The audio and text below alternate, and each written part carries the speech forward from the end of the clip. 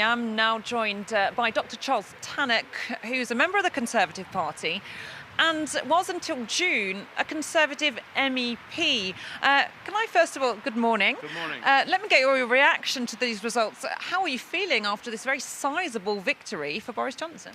Well, clearly I have to congratulate the Prime Minister. It's been an historic victory. He has a comfortable working majority now. He is in a position to get Brexit done, which was the kind of slogan of the campaign.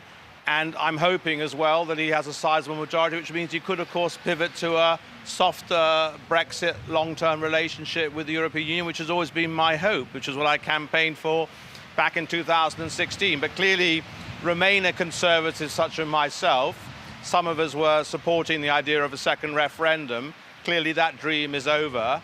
It's the end of the road. We have to bow to the inevitable now. Brexit will happen at the end of January. And the long-term relationship is in the hands of the government now, which can actually deliver in its manifesto. Now, you previously described yourself as a pretty angry Tory Remainer, I believe. Do you still feel angry about the whole Brexit process? I will always believe that Brexit was an historic mistake. I don't think there's anything particularly positive about Brexit. But we have to, as a Democrat, I have to bow to the fact that the British public, the electorate, have spoken on this, both in the referendum now and in the general election. They've delivered their verdict. Boris Johnson has united the Leave vote successfully. The Brexit party, I think I am relieved by that. Nigel Farage's party has been imploded. And I think we just have to accept that Brexit is a fact of life, but of course I'm hoping that Britain will still have close relations with its partners on the continent. So not everything is lost, but I think constitutionally we will no longer be members of the European Union from the 1st of February of 2020. And then there is a very short period until the end of 2020 in which the long-term trading relationship needs to be sorted out. Now, Boris Johnson has said that the UK will be coming out of that transition period at the end of December 2020. Can we actually believe him on that? I mean, he does have a bit of a credibility problem, doesn't he, Boris Johnson? Well, I mean, clearly he has the power to ask for an extension of the transition period, if he so wishes. He's made the pledge that it will all be done and dusted and over by then.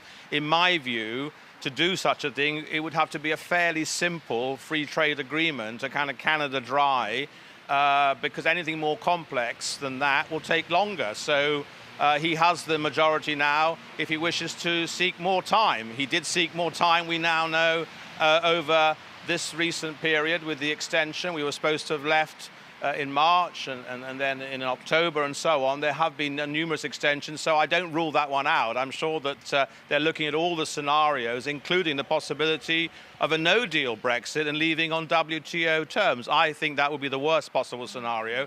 I think he does have some serious worries about keeping the United Kingdom together now, given the victory in Scotland for the SNP and the fact that the DUP have also done badly in Northern Ireland.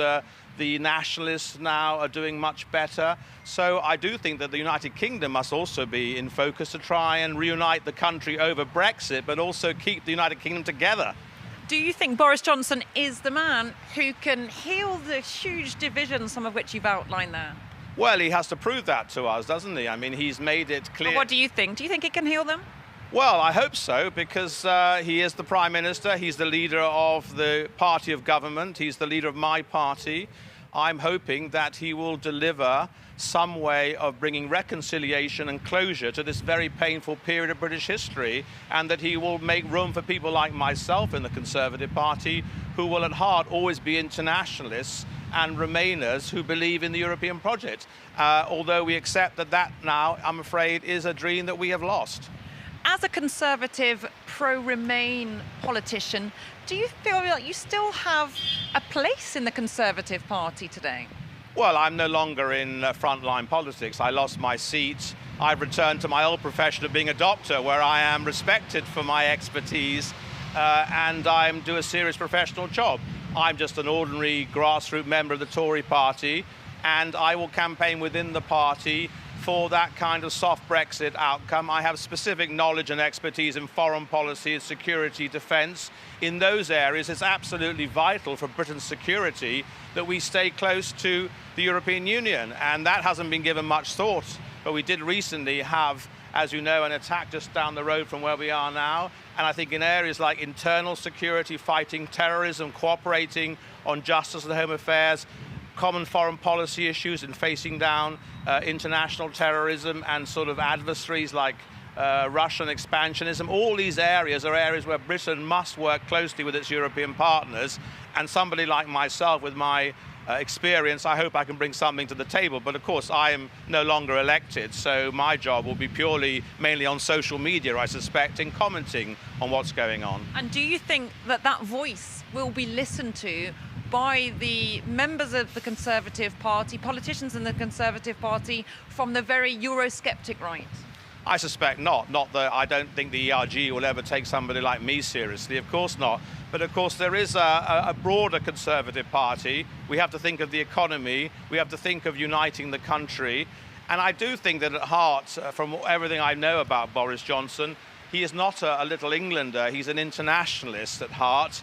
He's a man who's highly educated. I will claim some kinsmanship there, that we were at the same college at Oxford, and his background as a classicist, as an internationalist, I think there is something which will resonate in him that we cannot withdraw into some sort of, sceptred isle, Little England sort of situation. I don't think that's the nature of Boris Johnson, but nevertheless, he has won his victory on a simple message: get Brexit done, and possibly a no deal. And I'm hoping that he will certainly pivot to a softer deal. And I think all of those, like myself and the Conservative Party, we will all be campaigning strongly to try and stay as close as possible with our EU27 friends and partners in future. Okay, thank you very much indeed, Dr. Charles Tannock, who was, until this summer, Conservative MEP, and now one of a rare breed of Conservative Remainers. Thank you very much for being with us today.